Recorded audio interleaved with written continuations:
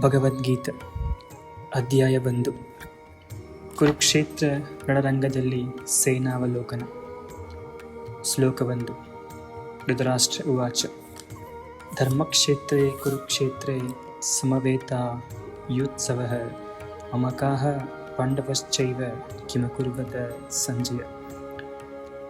ಸ್ನೇಹಿತರೆ, ಯುದ್ಧ ಭೂಮಿಯನ್ನು ಇಲ್ಲಿ ಧರ್ಮಕ್ಷೇತ್ರ ಎಂದು ಸಂಬೋಧಿಸುತ್ತಾರೆ. ಎಷ್ಟು ಗಮನಾರ್ಹ ಅಲ್ವ? ಏಕೆಂದರೆ ಈ ಯುದ್ಧ ಸಾವು, ನೋವು, ರಕ್ತಪಾತಗಳದ್ದಲ್ಲ, ಅದಕ್ಕಿಂತ ಹೆಚ್ಚಾಗಿ ಧರ್ಮಕ್ಕೋಸ್ಕರ ಮಾಡುವ ಯುದ್ಧವಾಗಿತ್ತು. ವಿವರಣೆ. ಧೃತರಾಷ್ಟ್ರನು ಸಂಜಯನಿಗೆ ಕೇಳಿದನು, ಓ ಸಂಜಯ, ಯುದ್ಧ ಭೂಮಿಯಲ್ಲಿ ನನ್ನ ಮಕ್ಕಳು ಮತ್ತು ಪಾಂಡುಪುತ್ರವಿನ ಮಕ್ಕಳು ಯುದ್ಧ ಮಾಡಲು ಅಪೇಕ್ಷಿಸಿ ಒಟ್ಟಿಗೆ ಸೇರಿದ್ದಾರೆ. ತದನಂತರ ಅವರು ಏನನ್ನು ಮಾಡಿದರು? ಶ್ಲೋಕ 2. ಸಂಜಯ ಉವಾಚ.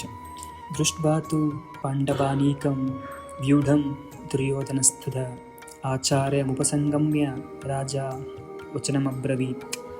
ವಿವರಣೆ. ಪಾಂಡವ ಸೈನ್ಯವನ್ನು, ಅದರ ವ್ಯೂಹವನ್ನು ನೋಡಿ ಆಚಾರ್ಯರ ಬಳಿ ಸಮೀಪಿಸಿ ರಾಜ ದುರ್ಯೋಧನನು ಈ ಮಾತುಗಳನ್ನು ಹೇಳುತ್ತಾನೆ. ಶ್ಲೋಕ 3. ಪಶ್ಯೈತಾಂ ಪಾಂಡುಪುತ್ರಾಣಂ ಆಚಾರ್ಯ ಮಹತೀಂ ಚಮೂಂ ವ್ಯೂಢಾಂ ದ್ರುಪದಪುತ್ರೇಣ ತವ ಶಿಷ್ಯೇಣ ಧೀಮತ.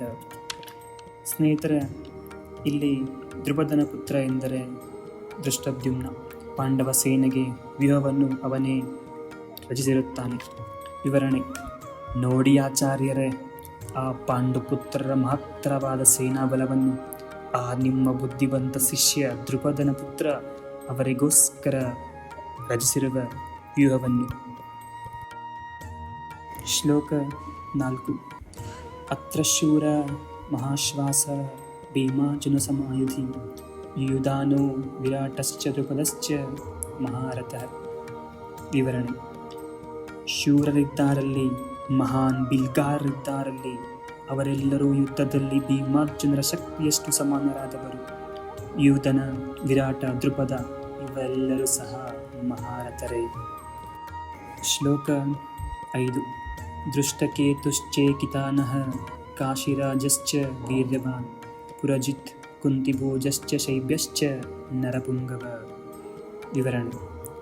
ದೃಷ್ಟಕೇತು, ಚೇಕಿತಾನ, ಕೇಶಿರಾಜ ಇವರೆಲ್ಲರೂ ಮಹಾವೀರರು. ಪುರಜಿತ್, ಕುಂತಿಭೋಜ ಮತ್ತು ಶೈಬ್ಯ ಇವರು ಕೂಡ ಮಾನವ ಶ್ರೇಷ್ಠರೇ. ಶ್ಲೋಕ 6. ಯುಧಾಮನ್ಯುಶ್ಚ ವಿಕ್ರಾಂತ ಉತ್ತಮೌಜಾಶ್ಚ ವೀರ್ಯವಾನ್ ಸೌಭದ್ರೌ ದ್ರೌಪದೇಯಾಶ್ಚ ಸರ್ವ ಏವ ಮಹಾರಥಃ. ವಿವರಣೆ. ಮಹಾಬಲಶಾಲಿಯಾದ ಯುಧಾಮನ್ಯು, ವೀರನಾದ ಉತ್ತಮೌಜ, ಸೌಭದ್ರೆಯ ಮಗ, ದ್ರೌಪದಿಯ ಪುತ್ರರು ಇವರೆಲ್ಲರೂ ಕೂಡ ಮಹಾರಥರೇ.